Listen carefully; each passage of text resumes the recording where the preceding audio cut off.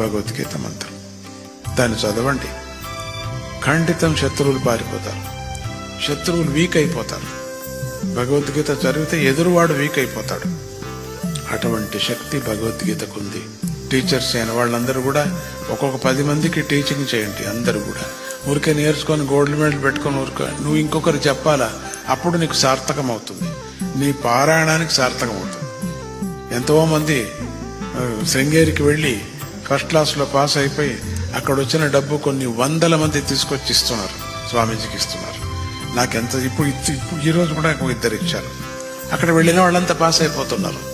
ఎక్కడి నుంచి వచ్చావు? దత్తపీఠ నుంచి.